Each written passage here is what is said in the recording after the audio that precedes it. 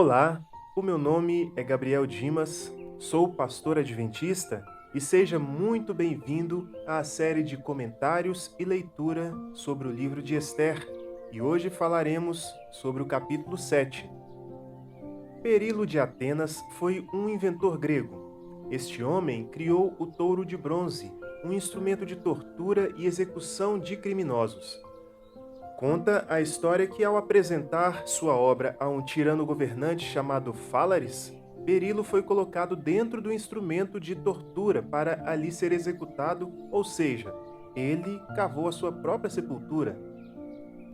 Esta é uma expressão muito utilizada quando o assunto é sobre alguém que provou do seu próprio veneno.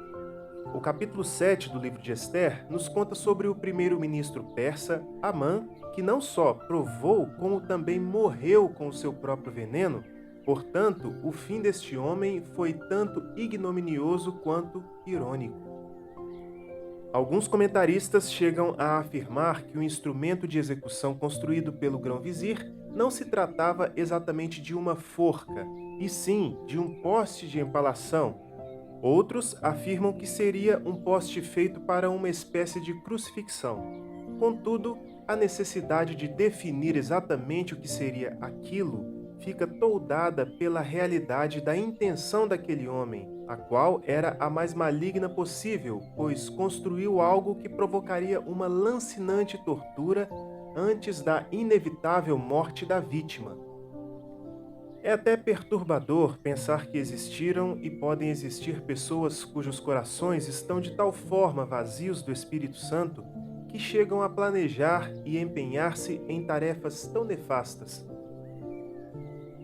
Tais pessoas se entregam, ainda que sem saber, nas mãos do inimigo de Deus e de seu povo somente para experimentar a parte amarga da lei moral da colheita segundo a semeadura.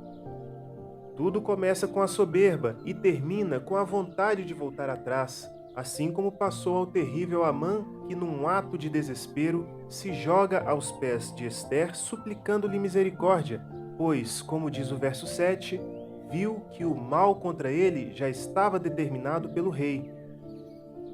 No mundo pecaminoso, não estamos livres de cruzar em nosso caminho com pessoas que buscarão meios de prejudicar-nos até o extremo que lhes possa satisfazer. Contudo, jamais podemos ser tais pessoas. O Filho de Deus não se identifica com o inimigo dele, o qual veio a este mundo somente para roubar, matar e destruir. Ao contrário, aquele que é achado como pertencente ao Rei do Universo é um reparador de brechas, um praticante verdadeiro da religião de Cristo. Então, que assim se faça em nossa vida. Deus nos defenderá dos inimigos, assim como fez a Mordecai, e nós seremos tais quais filhos que se parecem com o Pai. Fiquemos agora então com a leitura do capítulo 7 feita por Sueli Ferraz.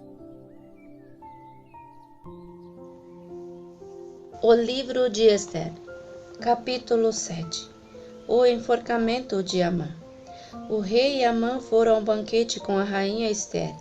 E enquanto estavam bebendo vinho, no segundo dia, o rei perguntou de novo: Rainha Ester, qual é o seu pedido?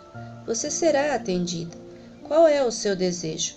Mesmo que seja metade do reino, isto será concedido a você. Então a rainha Ester respondeu: Se posso contar com o favor do rei, e se isto lhe agrada, poupe a minha vida e a vida de meu povo. Este é o meu pedido e o meu desejo, pois eu e meu povo fomos vendidos para destruição, morte e aniquilação.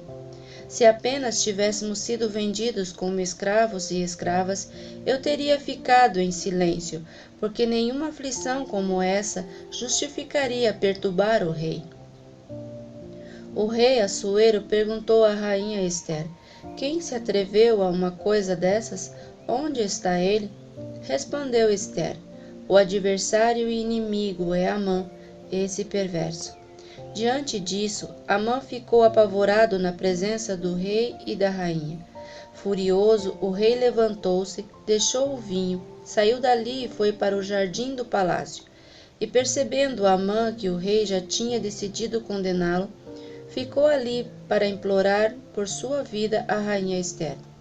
E voltando o rei do jardim do palácio ao salão do banquete, viu Amã caído sobre o assento onde Ester estava reclinada, e então exclamou: Chegaria ele ao cúmulo de violentar a rainha na minha presença e em minha própria casa? Mal o rei terminou de dizer isso, alguns oficiais cobriram o rosto de Amã.